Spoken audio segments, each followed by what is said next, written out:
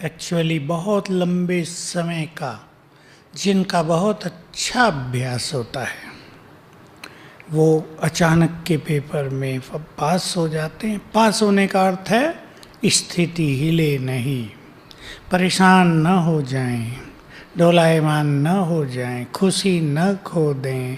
क्या होगा, कैसे होगा, ये क्यों हुआ, ऐसा नहीं होना चाहिए, बाबा ने मदद नहीं की, इन सभी क्वेश्चन से परे स्वीकार कर लें और अपने मन को शांत करके अच्छी स्थिति में रहें तो लंबा समय ज्ञान योग का अभ्यास।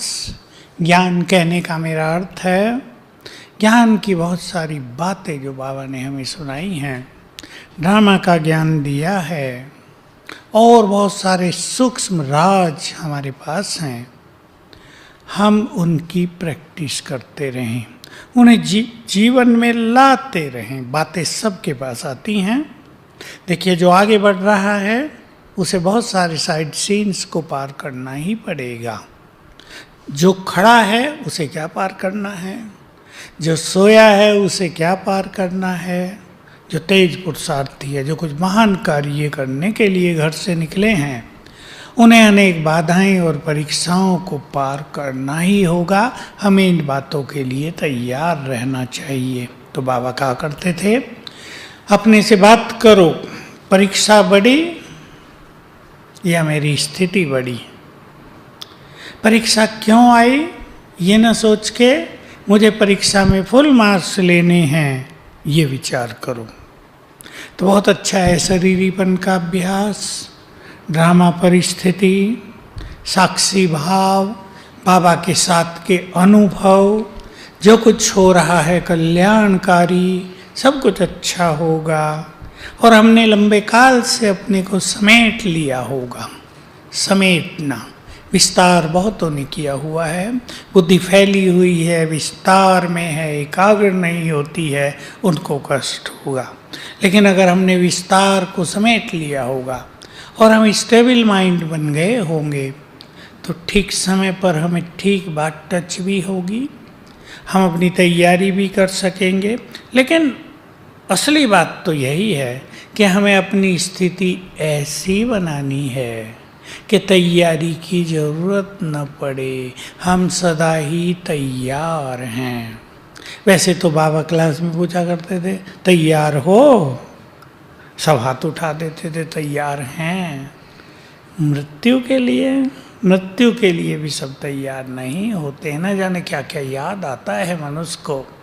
घर जाने के लिए तो जब जाना होगा आप तैयार हो ना या ना हो तो जाना ही पड़ेगा। लेकिन हम बहुत सहज भाव से जाएं, कोई मोह, कोई जंजाल, कोई चक्रव्यूह हमें बांधे नहीं, फंसाए नहीं।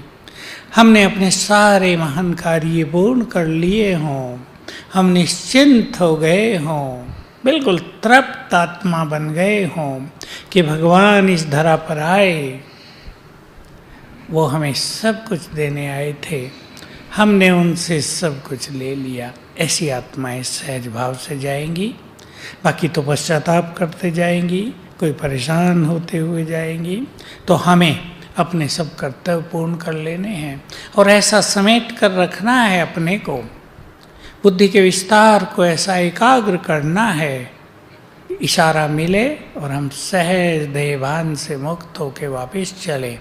अचानक कुछ घटना हो जाए, हम उसमें अचल अडोल रहे। अब भी तो हमारे सामने सबके पेपर आया है ना, सबकी दिनचर्या बदल गई, सबके जो लक्ष्य थे वो धरे के धरे रह गए। किसने क्या सोचा होगा, किसने क्या सोचा होगा, सब खत्म हो गया। किसके पास पैसे की कमी पड़ रही है, किसी की जॉब जा रही है, किसी को बीमारियां बढ़ गई हैं, किसी के घर में झगड़े बढ़ गए हैं, तो कोई अच्छी स्थिति में भी आ गए हैं। अब भी अचानक का पेपर आया, किसी ने सोचा नहीं था, कल्पनाएं नहीं थी। हम अपने को चेक करें, इस पहले पेपर में हम कितने पास हुए हैं।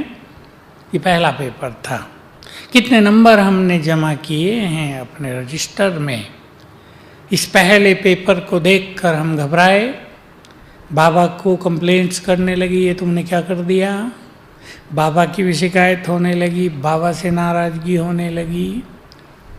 ये तो नहीं हुआ, हम बिल्कुल इसको एक्सेप्ट करके इसको सुंदर अवसर में हमने बदल लिया और हम अच्छे योगी बनकर बहुत कमाई करने लगे।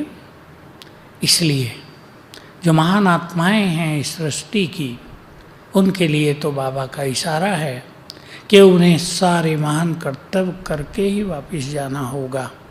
बाकी सबको अपने कर्मों के अनुसार अपने अपने समय पे वापस जाना होगा। तो हम समेटें, ऐसा रीरीपन का बहुत अच्छा अभ्यास करें। बाबा मेरे साथ है, अंत में उसके सिवाय किसी की याद ना आए, यह भी से तैयारी रखें। इसके लिए हम देख लें कहाँ कहाँ हमारा अटैचमेंट है। ऐसा यदि हम अभ्यास करेंगे, अनुभव बढ़ाएंगे, तो हम सदा एवर रेडी रहेंगे और हमारी गति बहुत बहुत श्रेष्ठ होगी।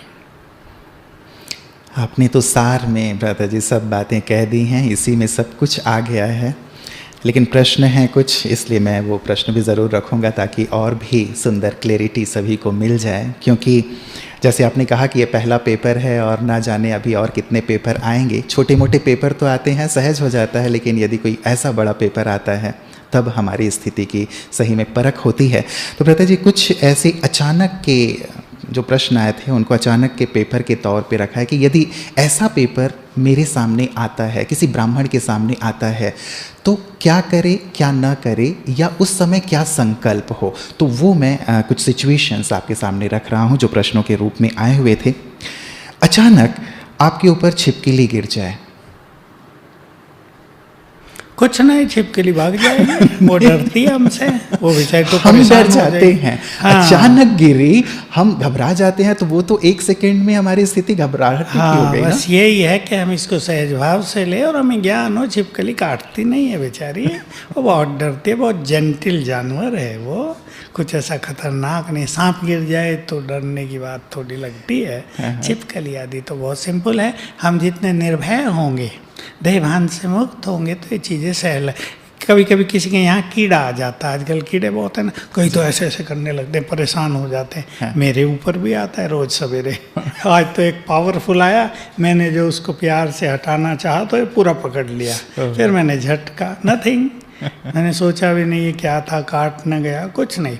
ये अपनी सहज स्थिति जैसी जैसी हम बनाते हैं, तो ये सब चीज़ें हमें, क्योंकि भ्राता जी प्रश्न इसीलिए है क्योंकि बाबा कहते हैं 1 सेकंड का पेपर होगा, तो उस 1 सेकंड में तो हम घबरा गए ना जाने कितने सेकंड निकल गए। इसीलिए बस इसीलिए लंबे समय से निर्भयता की स्थिति, साक्षी भाव अगर होगा तो इन चीज़ों में हम घबराएंगे नहीं, ये बड़ा ऑटोमेटिक है। सहज भाव से गिर गई, हमें जैसे पता भी नहीं चला कुछ गिर गया, गिर के उतर गई, तब हम देखेंगे ये तो उतर भी गई, ऐसी स्थिति होनी चाहिए, ये हो जाएगी। सिविल वॉर की बात बाबा कहते हैं, मान लीजिए हम घर में हैं, घर में आग लगा दी गई और बाहर तलवार लेकर लोग खड़े हुए हैं, ना अंदर रह सकते ना बाहर निकल सकते। देखिए, जो बाबा के सच्चे बच्चे हैं, जिन्होंने बाबा के कार्यों में बहुत सहयोग दिया है, जिन्होंने विकारों को आग लगाई है, उनके सामने ये परिस्थिति नहीं आएंगी, इसलिए परेशान होने की जरूरत नहीं। जी जी जी। संकल्प ये रखें कि जो श्रेष्ठ आत्माएं हैं, योगी हैं, जिनकी छत्र छाया स्वयं भगवान है, उनको ये परीक्षाएं नहीं आएंगी। अचानक पता चला, अब इनके प्रश्न है तो मैं रख रहा हूँ भ्राता जी, अचानक पता चला, क्योंकि ये भी तो हो सकता है ना, जिसके लिए मैं मेंटली तैयार रहूँ। अचानक पता चला कि मैं कोविड पॉजिटिव हूँ। घबराएं नहीं, बस आया है सो चला जाएगा, बहुतों को आया है, ठीक हो गए पेशेंट, हम भी ठीक हो जाएंगे। पानी चार्ज करके पिएं, थोड़ा अपने शरीर को भी योगदान दें, और जो भी चीज़ें मिले, आजकल काढ़े वाड़े बहुत पिला रहे हैं, गर्म पानी अच्छा भी पीते रहें और आप ठीक हो जाएंगे। डरे तो मरे, ये स्लोगन याद रखना है। जी जी, बस डरना नहीं है जी। अचानक मेरे किसी प्रियजन की मृत्यु हो जाती है, जवान बेटे की मृत्यु हो जाती है अचानक, बिना किसी कारण। ये बड़ी परीक्षा आती है बहुतों के सामने, और इसमें कुछ लोग फेल हो जाते हैं, थोड़े लोग पास भी हो जाते हैं, क्योंकि अचानक होता है। कभी कभी ऐसा होता है, अभी बच्चा था, आधे घंटे में नहीं है। बहुतों के साथ ऐसे हो गया है। अब माताएं तो माताएं हैं, फिर इमोशनली भी जुड़ी रहती हैं, आंसू भी आ गए, कुछ हो गया, ये कोई बड़ी चीज़ नहीं है, लेकिन स्थिति बहुत हिल गई। क्यों हुआ? बाबा कोई गाली देने लगे, मेरे जवान बेटे को क्यों ले लिया तुमने, और नहीं मिले थे क्या तुम्हें अच्छे लोग दुनिया में, मेरा ही मिला था क्या? तो स्थिति हिल गई, बाबा को भी छोड़ दिया, ये फेलियर हुआ। लेकिन जल्दी ही अपनी स्थिति संभाल ली तो नो प्रॉब्लम, पास हो गए। जी जी जी। मुझे लगता है कि हम सब चेक करते चलें कि ये सिचुएशन नहीं आएंगे जैसे भ्राता जी ने कहा है, बट स्टिल पेपर हमारे पास किस प्रकार के आ सकते हैं, लोगों के सामने यदि आ रहे हैं, हम यदि उस सिचुएशन में हैं तो हमारी स्थिति कैसी हो, हमें मुझे लगता है कि चेक करते चलना चाहिए ताकि हम एवर रेडी की ओर बढ़ सकें। भ्राता जी, एक और प्रश्न है कि आप जंगल से गुजर रहे हैं, अचानक आपके सामने भालू आ गया, अचानक। बस यही है कि आप घबराएं नहीं। अगर आप डर गए तो आप सरेंडर कर देंगे, वहीं गिर जाएंगे और भालू कर लेगा जो उसको करना। आप कह देंगे लो भाई मैं तो गिर गया, अब तुम्हारी ड्यूटी है, जो चाहे करो। लेकिन अगर आप निर्भय होंगे तो भालू से आराम से आप बच के निकल सकते। भालू कोई ऐसा जोर से अटैक नहीं कर लेता। इधर उधर आप हो जाएं तो भालू समझ में नहीं पाएगा क्या होगा और आप निकल सकते हैं। लेकिन फिर भी अगर आप योगयुक्त होने के अभ्यासी हैं और आपका अच्छा योग है तो भालू शांति से निकल जाएगा। आप लेटे हैं, आपके बिस्तर पर सांप चढ़ गया और सीने पे ही आके बैठ गया। हाँ, बड़ा भारी, आपने तो शंकरवादी उदाहरण दे दिया। अब सीने पे आकर ही बैठ गया तो कह देना बैठे रहो भाई, लो कर लो, क्या करना तुम्हें। ऐसा होगा नहीं। हम अगर योगयुक्त होते हैं, और इसलिए बाबा कहते हैं जब सो रात को तो योगयुक्त होकर सो तो बाबा तुम्हारी सुरक्षा करेगा, प्रकृति भी तुम्हारी सुरक्षा करेगी। आगे चल के ऐसे ऐसे सीन आने हैं कि लोग तुम्हें मारने भी आएंगे, लेकिन अगर तुम्हारी स्थिति बहुत अच्छी रही है तो तुम उन्हें दिखाई नहीं दोगे, या तुम्हारे मस्तक से इतनी लाइट निकलने लगेगी कि वो डर के ही भाग जाएंगे, या उस लाइट की चौंध में वो तुम्हें नहीं देख सकेंगे जी। तो ये हमारी स्थिति अगर अच्छी होगी, हम ये सोचें। सांप आकर बैठ गया तब क्या करें? तब तो कुछ कर ही नहीं सकते, बहुत तो घबरा ही जाएंगे। हाथ से भी हटाएंगे तो भी वो डंक मार सकता है, डरेंगे लोग, और तब तो मनुष्य सोच नहीं पाएगा, हाय हाय करके मतलब मान लीजिए भ्राता जी होगा नहीं, लेकिन मान लीजिए यदि ऐसा है तो उस समय मेरा संकल्प क्या हो? उस टाइम संकल्प बाबा के आह्वान का हो, बाबा को बुला लें, एक सेकंड में बाबा, बस मदद मिल जाएगी। जी जी जी जी। ये बहुत अच्छे अनुभव सबको करने हैं और ये आगे चल के बहुत काम आएंगे। बाबा ही कह दो ना, कुछ भी ना निकले तो, और कह दो बाबा आ जाओ तो और अच्छा होगा। लेकिन बाबा ही आपने कह दिया तो बाबा जानता है ना क्या करना उसे। जी जी जी, वो सब ठीक कर देगा। बिल्कुल, मतलब इस स्थिति में हम इस अभ्यास या संकल्प को रखें। और ये तो भ्राता जी बाबा कहते ही हैं। चलिए, ये सब भाई बहनों ने अपनी तरफ से कहा कि ये हो सकता है, लेकिन ये बाबा ने कहा ही है कि आपके सामने कोई भयानक इविल सोल आ जाए, एक नहीं कई आ जाएं और वो बहुत ही भयानक हों, अचानक आपके सामने आ जाएं, आप कमरे में घुसते हैं और वो आपके स्वागत के लिए बैठे हैं। पहले से ही तैयारी रखनी चाहिए इन चीज़ों की, क्योंकि ये सीन बहुत आ सकते हैं आगे चल के कि ऐसा कुछ होते ही हम तुरंत याद करेंगे बाबा मेरे साथ है और मैं मास्टर सर्वशक्तिवान हूँ। डरेंगे नहीं, क्योंकि ये भटकती आत्माएं भी उन पे ज़्यादा अटैक करती हैं जो डरते हैं। और आप खड़े हो जाओ सामने उनके। मैंने कईयों के अनुभव सुना। एक बहन बड़ी पावरफुल, 3 आ गए उसके कमरे में, उन्होंने कहा मैं शिव शक्ति हूँ, मास्टर सर्वशक्तिवान हूँ, बाबा साथ है। उसको अनुभव हुआ, उसकी अंगुली से लाइट निकलकर उन पर पड़ने लगी और वो ऐसे भयभीत हुए, पीछे भागने लगे तेजी से, दोबारा नहीं आए। तो हमें निर्भय भी होना है और ऐसे अभ्यास करने की आदत भी हो जाए, नहीं तो तुरंत घबरा जाएंगे तो सारे अभ्यास भूल जाएंगे। बिल्कुल बिल्कुल, मतलब अचानक जब ऐसा होता है तो व्यक्ति बिल्कुल नर्वस हो जाता है, नील हो जाता है कि अब मैं क्या करूं। मतलब लंबे समय की ये प्रैक्टिस चाहिए, यही वो लंबे समय के अभ्यास की जरूरत होती है। जी जी जी। भ्राता जी, यदि भूकंप आता है, हम घर में हैं, पूरा परिवार हमारे साथ है, हम 3री या 4थी मंजिल में हैं और इतना तेज भूकंप है कि वो दीवारें गिरने लगें सब, तो ऐसे में देखिए, जो उस समय संभव हो बाहर जाना, कमरे से बाहर निकलना, वो तो कर लेना चाहिए। लेकिन बाबा ने एक चीज़ सिखाई थी साकार में ही कि अगर धरती हिलने लगे तो तुम योग युक्त हो जाओ। दोनों चीजें संभव हैं, या तो हिलना बंद हो जाए धरती, और अगर गिरे भी तुम्हारा मकान तुम्हारे सिर पर तो तुम योग युक्त हो, तुम्हारी गति सर्वश्रेष्ठ हो। ये बाबा सिखाते थे। यही हमें करना चाहिए, क्योंकि अगर हम भाग दौड़ करेंगे तो भाग दौड़ करने वालों को कई बार पैरालाइज हो जाते हैं। सीढ़ी से उतर रहे, टूट के ऊपर गिर गया मकान, न योग रहा न जीवन रहा। कभी कभी ऐसा होता, आधे मरे आधे जिंदे रह गए, तो वो कठिन काम है। स्थिर योग युक्त तो प्रकृति दासी हो जाएगी।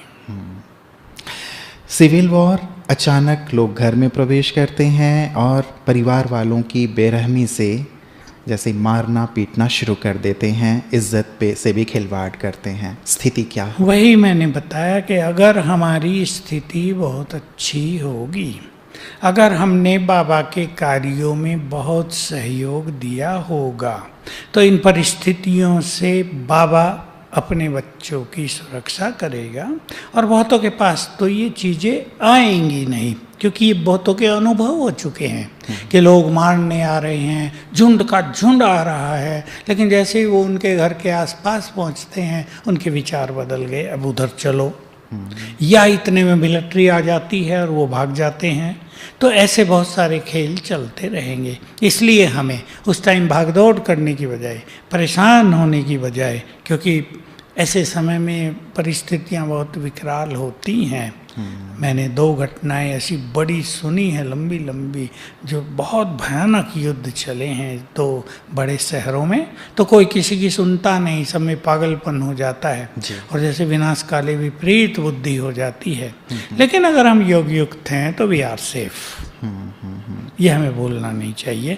बाबा ने मुरली में साकार में ही कह दिया था, अगर तुम याद में हो, माताओं को कहा करते थे, सवेरे माताओं को क्लास में आना होता था दिल्ली में, तो बस लेती थी 2-3 स्टॉप पर, उन्हें उतरना पड़ता था, तो पूछती थी बाबा सवेरे डर लगता है, ज्वेलरी कुछ ना कुछ पहन के रखती हैं माताएं, तो पहले तो बाबा कहता था इसको ना पहनो, सवेरे ना पहनो, उतार के आ जाया करो। फिर बाबा उन्हें कहता था तुम याद में रहो, कोई तुम्हारी ओर देखेगा भी नहीं।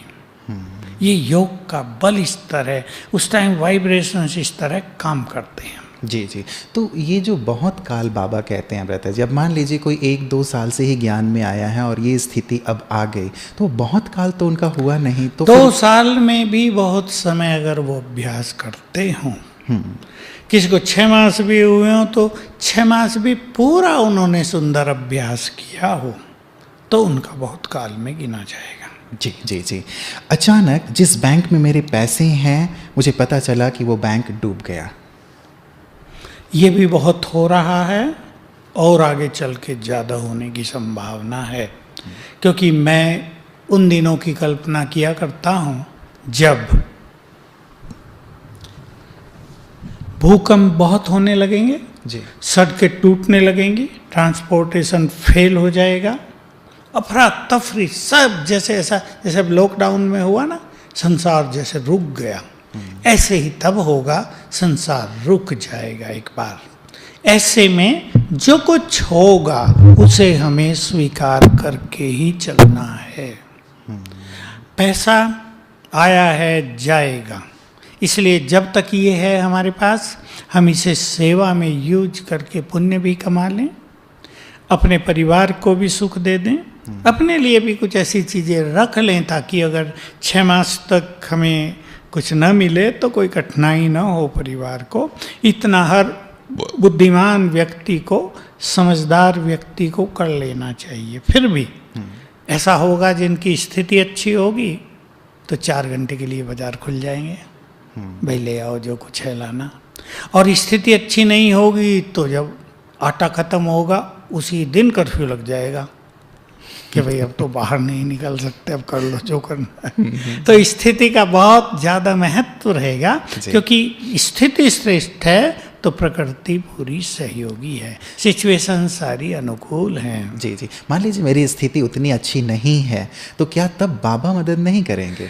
बाबा तो पहले ही मदद कर रहा है ना, हम उसकी मदद को स्वीकार कर लें, उसकी मदद ले लें। बाबा ने कह दिया जब परीक्षाएं आती हैं ये नियम नहीं होता कि टीचर मदद करें। जी जी, इसीलिए मैंने पूछा। पहले टीचर पूरी पढ़ाई पढ़ाता है, जोर लगवाता है, और जब परीक्षा देने विद्यार्थी बैठ गए तो फिर तो उसे देखना ही है, फिर तो इन्विजिलेटर है, कॉपी भी नहीं करने देगा, अब लिखो भाई जो तुम्हारी तैयारी है।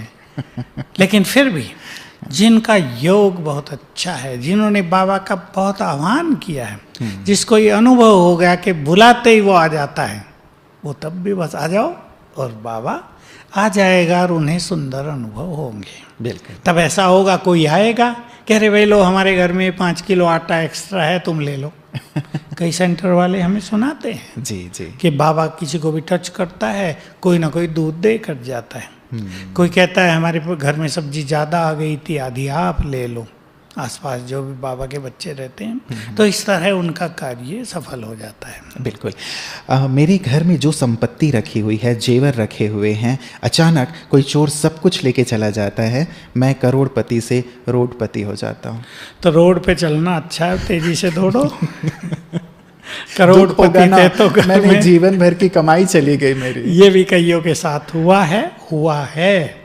मुंबई में ही एक परिवार है, उसके साथ हुआ। उसके घर में कारपेंटर्स जो काम कर रहे थे उनको भनक पड़ गई, सब देख लिया 2-4 दिन में, किया सब। तो अचानक जब वो लूट के ले जा रहे थे तो ये घर में प्रवेश कर रहे थे, बाहर कहीं गए थे, तो इस माता ने बड़ी हिम्मत करके एक थैला तो छीन लिया, बाकी लेके भाग गए। और माल था 50 लाख का, ज्वेलरी थी, हीरे थे।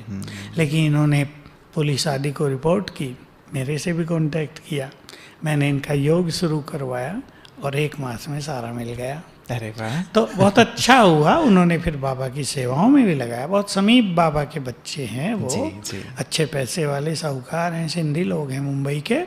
तो ये ऐसी चीज़ है, बाबा इसके लिए एक चीज़ कहते हैं, उस पर सबको गौर करना चाहिए कि बच्चे अपना सब कुछ इंश्योर कर दो। बाबा ने इंश्योर कंपनी खोली है ना, गॉड्स इंश्योर कंपनी, उसमें इंश्योर कर दो, हवाले कर दो बाबा के।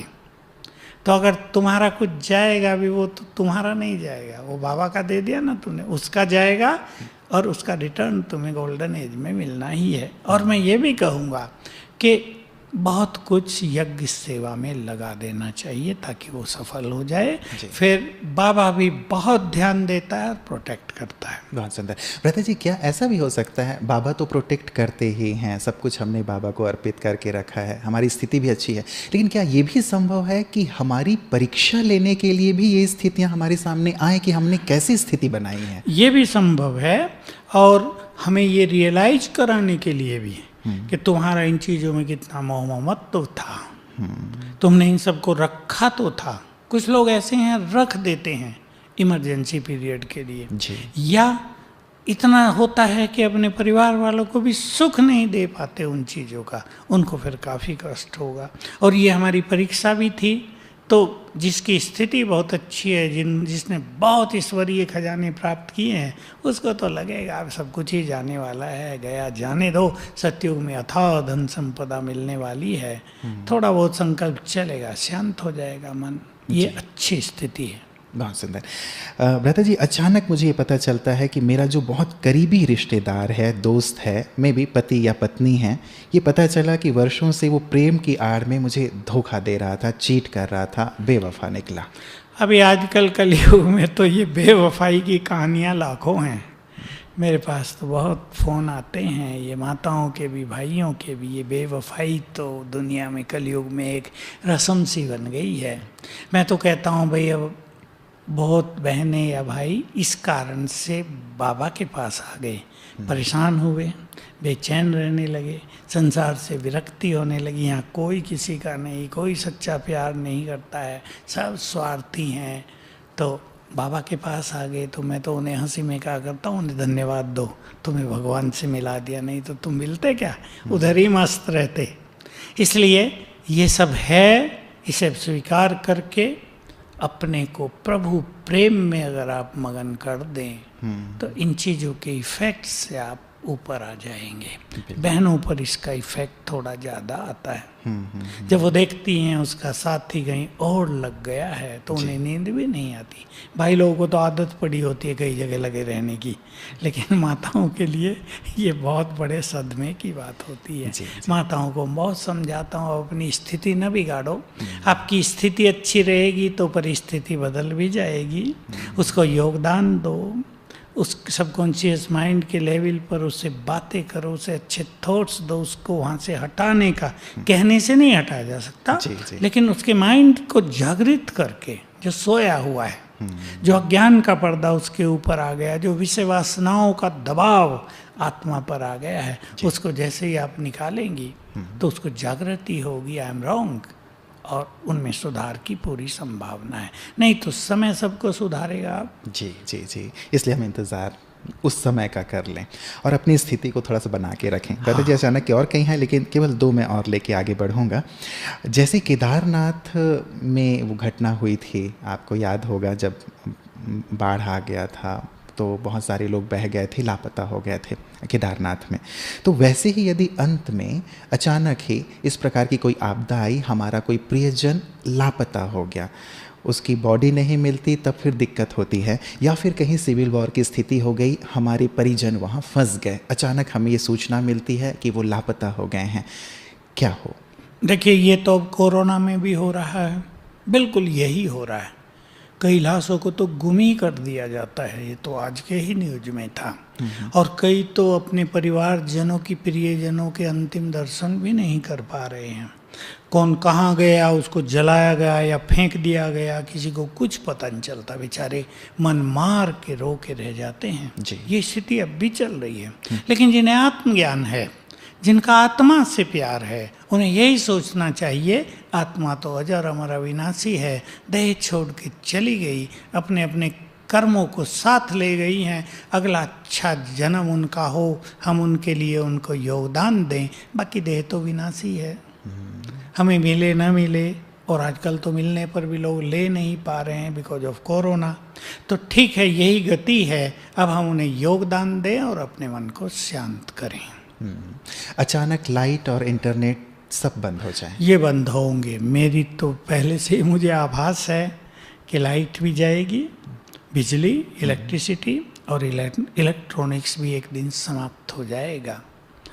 तो ऐसे में बहुत युवक तो डिप्रेशन में आ जाएंगे, उसी पे जीवन चल रहा है। जी जी। सारे काम काज कंप्यूटराइज्ड हैं, उसमें बहुत तकलीफ़ें हो जाएंगी। लेकिन ये अभी नहीं होने जा रहा, ये थोड़ा लास्ट में होगा, जब महाविनाश का समय आएगा। ऐसे में हम फिर से अपनी प्राचीन सभ्यता में लौट आएंगे। और मैं कहा करता हूँ कि भारत वालों को तो आदत है, वो फिर से अपना हाथ का पंखा ले लेंगे, लालटेन जला लेंगे और फिर से अपने खाते निकाल लेंगे, लिखने लगेंगे। लेकिन ये खुशी से करें तो बहुत अच्छा है, गमगीन होकर, दुखी हो कि हम कैसे थे, क्या हो गया। इसमें यही है कि जो परिवर्तन इस सृष्टि में होंगे उनको हमें स्वीकार करना पड़ेगा और नए मार्ग निकालने पड़ेंगे, क्योंकि ये होगा अवश्य। ये सब चीज़ें आई हैं। देखो, भारत में बहुत लोग तो नहीं जानते होंगे, प्राइम मिनिस्टर राजीव गांधी थे, वो भारत में ये इलेक्ट्रॉनिक्स को लाए थे। उससे पहले तो कंप्यूटर कहीं कहीं होता था, टीवी भी बड़े शहरों में ही थी। जी जी। वो ये सब लाए थे, उन्होंने टीवी के ये पिलर्स लगवाए थे। हम रेडियो पे सुना करते थे, आज 80वां लग रहा, 84वां लग रहा है, आज वहाँ लगा, आज वहाँ लगा।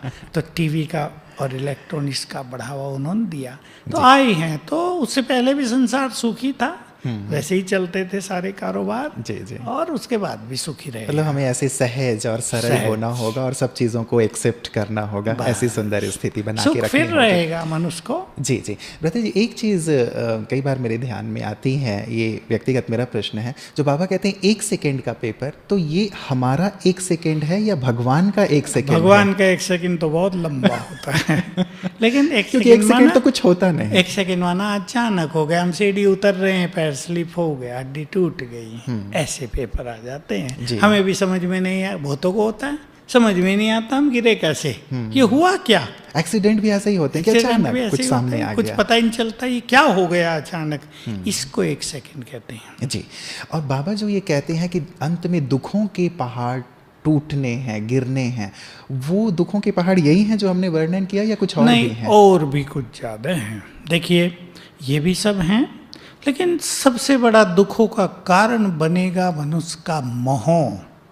जब उसे दिखाई देगा कि उसके प्रियजन जा रहे हैं, जिनमें उनकी जान थी, प्राण समाये हुए थे, वो सब चले गए, तो मेंटल इफेक्ट बहुत आ जाए। कई का तो दिमाग सुन्न हो जाएगा, कुछ सोच ही नहीं पाएंगे, देख रहे तो देखते ही रह जाएंगे, आंखें भी खुली की खुली रह जाएंगी। फिर आपदाएं विपदाएं बहुत आएंगी, जैसे एक पूरा का पूरा शहर नीचे चला गया, एक पूरा का पूरा कंट्री सागर में समा गया, क्योंकि ये होना है। धरती अपने एक्सिस पर जब सीधी होगी तो बहुत सारे देश के देश, बड़े बड़े भूखंड जलमग्न हो जाएंगे। इसलिए बाबा ने मुरली में कहा कि भारत को छोड़ के, भारत का भी साउदर्न पार्ट और सारा संसार जलमग्न होगा। तो ये स्थिति आएगी, उसका बुरा इफेक्ट जो जीवित होंगे उन पर बहुत पड़ेगा। ये होंगे दुखों के पहाड़, और ये उन पर नहीं गिरेंगे जो नष्टो मोह बन गए होंगे, जो इस स्मृति में रहेंगे कि तो खेल पूरा हो रहा है ना, मरने वाले तो शरीर है ना, आत्मा थोड़ा ही मरी, आत्माएं तो अपने घर मुक्ति धाम में जा रही हैं। तो ऐसा ज्ञान युक्त होकर जो सीन्स को देखेंगे वो दुखी नहीं होंगे। जी भ्राता जी, अब कुछ प्रश्न इससे जुड़े और हैं कि बाबा कहते हैं कि तीव्र पुरुषार्थी वो हैं जिनको समय पर ज्ञान की पॉइंट याद आ जाए, लेकिन जब अचानक कोई समस्या आती है तो उस समय इतना डिस्टर्ब हो जाते हैं कि मानो ज्ञान गुम हो जाता है। तो कौन सा अभ्यास ऐसा हो जो हमें इस स्थिति में ज्ञान याद तो आए? मैं इसके लिए एक चीज़ कई साल से सुना रहा हूँ लोगों को, और बहुतों ने किया है, कि ज्ञान की बहुत सुंदर कोई 25 पॉइंट्स आप लिखो, जो स्थिति को अचल अडोल बनाए, जो स्थिति को नशे में ले जाए, जो हमें निश्चिंत कर दे, जो बात हमें निर्भय कर दे, जो बात हमें बेफिक्र बादशाह बना दे, जो पॉइंट याद करते ही हमारा चित्त आनंद और खुशी से भर जाए, उन्हें पढ़ते रहो, उनकी प्रैक्टिस करते रहो। तो जब ऐसी परिस्थिति आएगी तो वो बातें याद आ जाएंगी। जी, हम अपनी सूक्ष्म चेकिंग कैसे करें कि हम अंतिम के अचानक पेपर के लिए तैयार हुए हैं या नहीं, और इसके लिए कितने समय का अभ्यास चाहिए? देखिए, समय तो इसमें दिया नहीं जा सकता। किसी को इसमें 80 साल लगे हैं, किसी को 50 साल लगे हैं, कुछ लोग 2-4 साल में भी तैयार हो जाते हैं। इसमें मुख्य रूप से सहज भाव से जीवन को चलाना, सहज भाव से हर घटना को देखना, और अपने को बाबा की सीट पर बैठा हो जरा, कि बाबा हर घटना को जैसे देखता है मैं भी वैसे ही देखूं। अगर ये अभ्यास हम लंबा समय से करेंगे, लंबा समय माना 2-4 साल भी, ताकि वो हमारा संस्कार बन जाए, तो समय पर वो चीज़ें हमें याद आ जाएंगी। वैसे 21 दिन में भी संस्कार बन जाता है, लेकिन क्योंकि हमारे उल्टी जो चीज़ें हैं वो 2500 साल की हैं, इसलिए 21 दिन उसके लिए पर्याप्त नहीं है। कम से कम 21 मास तो अच्छा अभ्यास होना ही चाहिए। बिल्कुल भ्राता जी, इसी से जुड़ा हुआ, यहाँ तो नहीं है, बाबा कहते हैं कि अंत समय में 5 विकार जो हैं फुल फोर्स से आक्रमण करेंगे। तो अभी भी हम देखते हैं कि कोई ना कोई विकार तो है ही हमारे अंदर, वो चलो बाहर से पता नहीं चलता, लेकिन बहुत गहराई से चेक करो तो पता चलता है कि ये है। तो ऐसे में तो फिर अंत समय में वो आकर्षण हमें कर ही लेगा। बस हम लंबे समय से ये अभ्यास करें, मैं आत्मा परम पवित्र हूँ, थोड़ा अच्छा अभ्यास करते रहें, मैं आत्मा, मैं पवित्रता का फरिश्ता हूँ, मैं विजयी रतन हूँ, मैं माया जीत हूँ, मैं बाप समान हूँ। तो ये स्थिति हमारे जो विकारों के बीज हैं उन्हें नष्ट करती जाएगी। और अगर कोई बीज थोड़ा सा अंकुरित भी होगा तो उसको जल्दी समाप्त कर देगी। तो बहुत अच्छे स्वमान के अभ्यास, बहुत अच्छे अशरीरीपन के अभ्यास हमें इस चीज़ से मुक्त रखेंगे। जी, क्या गृहस्थियों के लिए अलग पेपर होंगे, समर्पित वालों के लिए अलग होंगे, और क्या गृहस्थियों को भी अंत समय में वर्ल्ड स्टेज पर सेवा करने का अवसर मिलेगा? देखिए, इसमें गृहस्थ और समर्पणता, कुमार या कुमारी, माता या पुरुष, इसकी बात नहीं। जिसकी स्थिति महान बन गई वो वर्ल्ड स्टेज पर आ जाएंगे। उनमें माताएं भी हो सकती हैं, तो कुमार भी, तो कुमारियां भी, समर्पित भी और गृहस्थ वाले भी। इसमें खेल श्रेष्ठ स्थिति को बनाने का है। रही बात पेपर्स की, थोड़ा थोड़ा अंतर तो हो ही सकता है। मान लो हम टीचर बहने हैं तो हमारा भी तो अपने सेंटर से मोह रहता है। गृहस्थी माताएं हैं आप, गृहस्थी माताओं का भी अपने घरों से मोह रहता है। दोनों की स्थिति थोड़ी समान सी हो जाती है। लेकिन कभी कभी जो सेवाओं में निमित्त हैं उनके पेपर थोड़े सूक्ष्म भी होते हैं।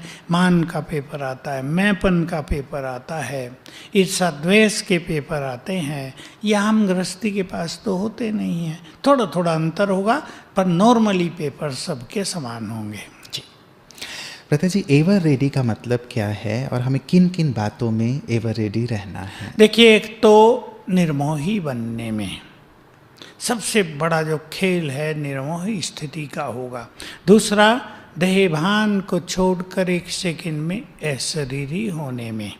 तीसरा, साक्षी भाव की स्थिति में। और चौथा, योग युक्त होने में। इन चीज़ों में हम एवर रेडी रहें, यानी फट से कर सकें, तो हमारी विजय ही विजय है। जी, शायद अगले प्रश्न का उत्तर भी इसमें आ गया भ्राता जी, फिर मैं पूछ रहा हूँ कि हमारे अंदर कौन सी कमियां मूल रूप से अंत समय में बाधक बन सकती हैं और उनको हम कैसे दूर करें? देखिए, कोई भी संस्कार अगर लंबे समय से चला आता है, मान लो किसी में एक संस्कार है फीलिंग का, किसी में एक संस्कार है छोटी छोटी बात में परेशान हो जाने का, किसी में संस्कार है छोटी सी बात में इरिटेट हो जाने का, तो जो संस्कार लंबा समय चला है वही अंत में सामने रहेगा।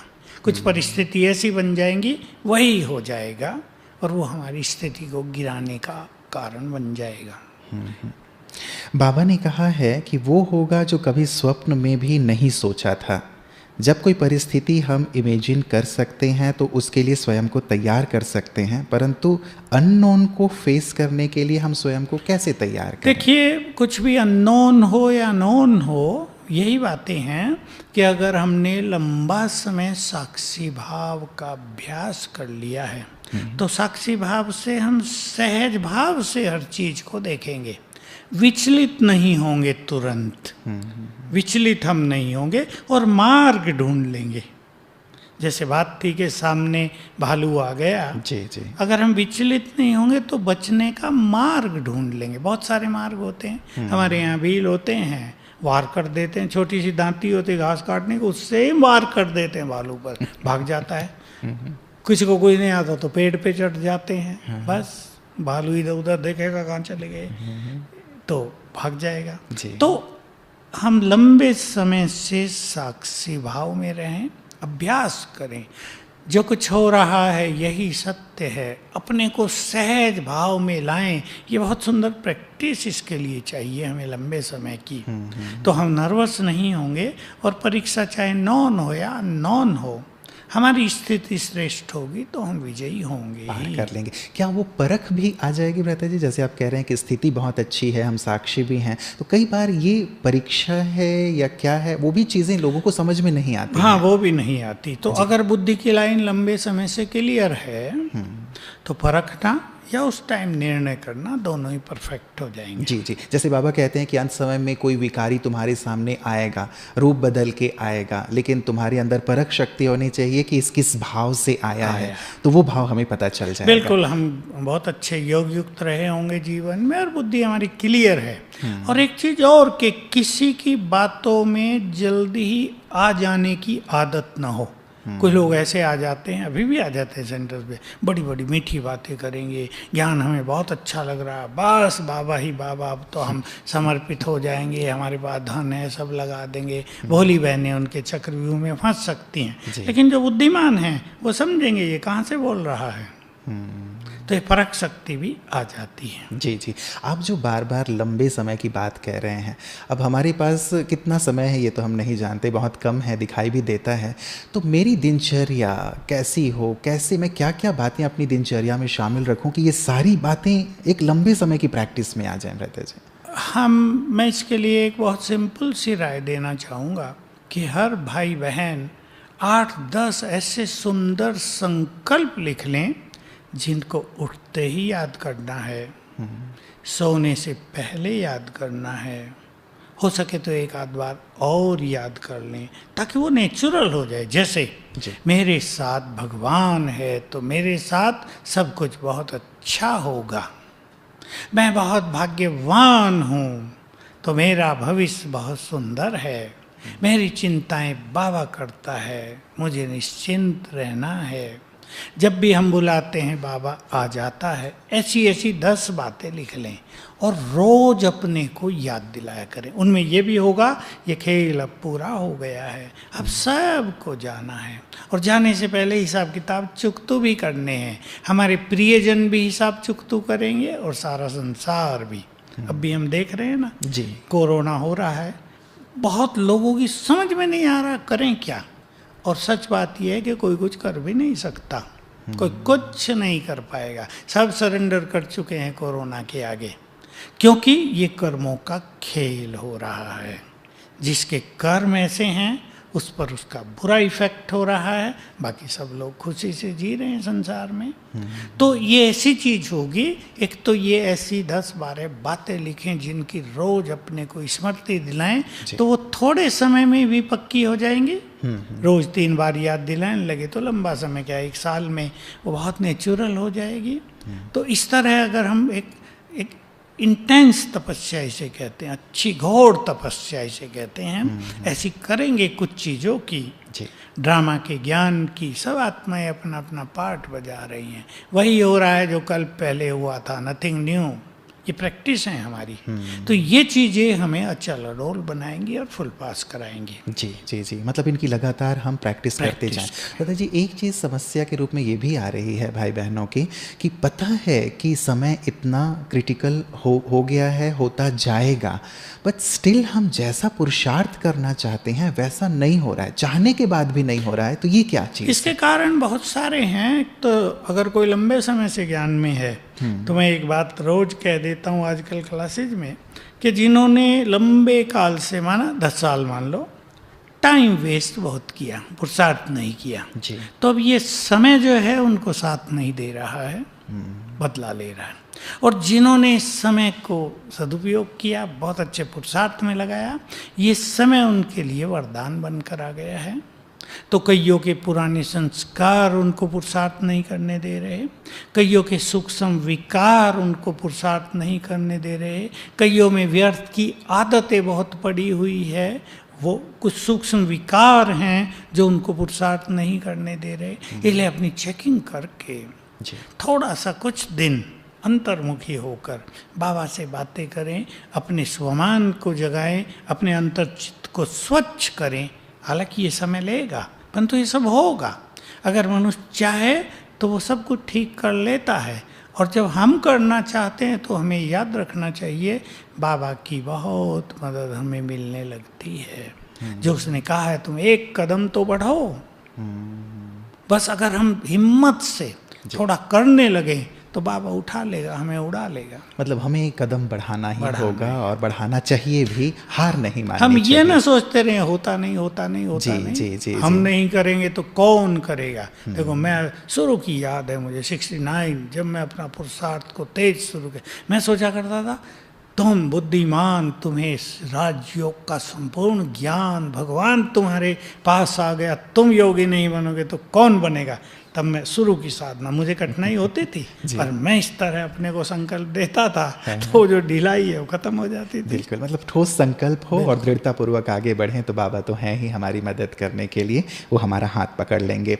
किसी भी परिस्थिति से तुरंत बाहर निकलने के लिए क्या करें ताकि हम आगे के पुरुषार्थ के लिए रेडी हो सकें, बजाय इसके कि हम उसमें फंसे रहें? ये बहुतों के साथ हो रहा है।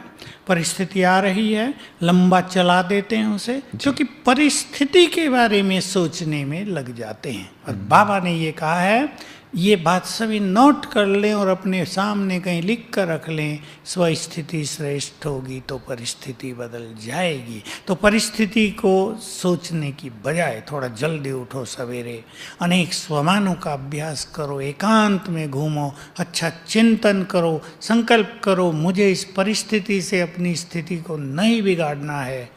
बाबा की मदद लो, उसको बुलाओ, तो परिस्थिति स्वरूप न होकर हम समाधान स्वरूप हो जाएंगे। जी, बाबा हमेशा हमें आंतरिक रूप से तैयार करने के लिए यही 3 शब्द बहुत काल, अचानक और एवर रेडी कहते हैं।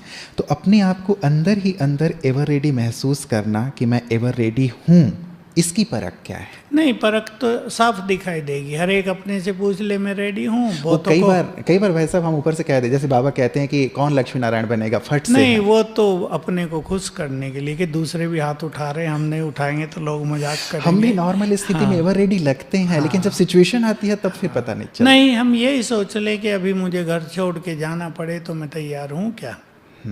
अगर मुझे देह छोड़कर जाना पड़े तो मैंने अपने सारे कार्य पूर्ण कर लिए हैं क्या। मन शांत और एकाग्र है, ये पहचान है एवर रेडी की। मन शांत और एकाग्र हो तब हम रेडी हैं। जी, बाबा कहते हैं अंत में जो बंधन मुक्त होंगे, बाबा उनकी बुद्धि को टच करेंगे और मधुबन बुलाएंगे। क्या ये भी एवर रेडी का ही पेपर है? क्या गृहस्थ में रहने वालों की बुद्धि को भी बाबा टच करेंगे? अंतिम विनाश की लीला को मधुबन की पहाड़ियों से देखने का भाग्य क्या हमें भी मिलेगा? लेकिन मधुबन में पानी नहीं मिलेगा आपको, देख लो फिर यहाँ रह सकोगे। इसलिए मेरी राय ये होती है, जहाँ आप हैं और आप बाबा की याद में हैं तो वहीं बाबा है और वहीं मधुबन है। हम में से बहुत सारी महान आत्माओं का पाठ अलग अलग एरिया में ही होगा। ये सीक्रेट भी आपको जानना चाहिए। सभी महान आत्माएं कोई मधुबन में आ जाएंगी, ये ड्रामा है ही नहीं। बाबा ने अष्टरत्नों के लिए कहा हुआ था, वो अलग अलग स्थान पर होंगे, अलग अलग स्वरूप की सेवा उनसे होगी, क्योंकि एक एक महान आत्मा जहाँ होगी उनके वाइब्रेशंस उस एरिया के लिए बहुत कल्याणकारी होंगे।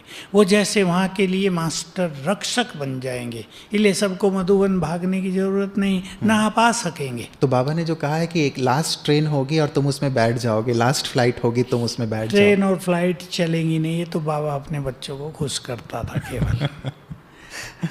अभी हमने देखा ना इस चीज का पहला ही जो अनुभव कराया बाबा ने, तो हमने देखा बहुत लोग तो मधुबन में रह ही नहीं सकते। 2 मास रहना पड़ा तो घर याद आने लगा था। अरे बच्चे रो रहे हैं, मम्मी कहाँ चली गई छोड़ के, अब मम्मी को खिंचाव हो रहा, जा भी नहीं सकते, रह भी नहीं सकते, बेचारों की दुर्गति हो गई। खुद कहते थे बहुत परेशान हो गए हम तो यहाँ। तो ये पावन भूमि सभी को स्वीकार नहीं करेगी। जिनका पार्ट होगा, हमें तो ये सोचना है हम जहाँ भी हों अच्छी स्थिति बनाएं, अच्छा पार्ट बनाएं, हम संसार के काम आ जाएं। विनाश देखकर क्या करेंगे, संसार को मदद करनी है हमें। जी जी, मतलब हम जहाँ रहें वहीं मधुबन बना लें, वहीं श्रेष्ठ स्थिति हो तो वो सब सर्वश्रेष्ठ है। बाबा जो कहते हैं, या इन्होंने जैसे कहा कि मधुबन की पहाड़ियों से विनाश देखेंगे, तो इस पहाड़ी से विनाश दिखाई देगा क्या? देगा ही नहीं, 10 किलोमीटर भी नहीं दिखाई देता, टीवी बंद हो जाएंगी। बाबा साक्षात्कार में अपने बच्चों को मगन रखेगा और पता ही नहीं होने देगा कब दुनिया खाली हो गई। ये हमारी स्थिति पर डिपेंड करेगा। इसलिए और सब बातें सोचने की बजाय कि हम भागे मधुबन। अब माताओं से पूछता हूँ मैं, क्या आप अपने 4 बच्चों को छोड़ के मधुबन भागोगी? तुम यहाँ भूखे प्यासे रहो, मैं तो चली मधुबन। करेगी कोई माता? इम्पॉसिबल है। इसलिए इस भागदौड़ की ज़रूरत नहीं, भागदौड़ करनी है अपनी स्थिति को महान बनाने की। जी जी, हम घंटों तपस्या में नहीं रहते, लेकिन काम करते बाबा को याद ज़रूर करते हैं। तो क्या ऐसी हमारी स्थिति हमें एवर रेडी बना पाएगी? बिल्कुल। ये स्मृति स्वरूप अगर आप होते रहेंगे तो आप बैठने वालों से भी अच्छे योगी बन जाएंगे, क्योंकि बाबा ने साकार मुरली में पीछे कहा था, जो कर्म करते हुए योग कर सके वही बहादुर हैं। तो आप महावीर कहलाओगे, क्योंकि बैठकर बहुत लोग योग करते हैं लेकिन उठने के बाद स्थिति बिगाड़ लेते हैं। और अगर आप कर्म में योग करेंगे तो सारा दिन आपकी स्थिति अच्छी रहेगी। इसलिए बैठने के योग से बेटर है कर्म योग। जी।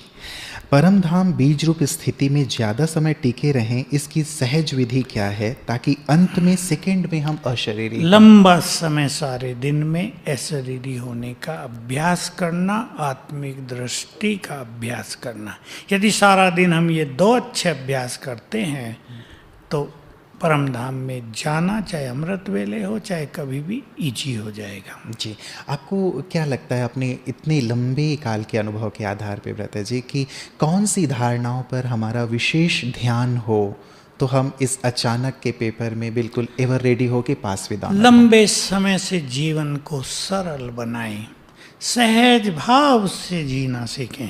जो जीवन में हाय हाय भाग दौड़ तेरा मेरा ये है ना, इससे अपने को मुक्त करें। भगवान मिल गया, चित्त शांत हो जाना चाहिए। भगवान मिल गया, उसका संपूर्ण ज्ञान मिल गया, उसके खजाने मिल गए, वरदान मिल गए, उसकी दृष्टि मिल गई तो संतुष्ट हो जाना चाहिए। बाबा सब कुछ कर रहा है, आध्यात्म ज्ञान पाकर भी यदि किसी में अहंकार रहा तो उसमें तो ज्ञान है ही नहीं, तो ईगो लेस हो जाना चाहिए। स्वचिंतन को बढ़ाने के लिए अंतर्मुखी और एकांत हो जाना चाहिए। बस ये 4-5 धारणाएं ध्यान देंगे, सबके लिए प्रेम और शुभ भावनाएं, मीठी दृष्टि, तो स्थिति अच्छी, वातावरण अच्छा, परिवार अच्छे, निर्विघ्न जीवन। बहुत सुंदर। ब्रता जी, एक चीज़ ये आपने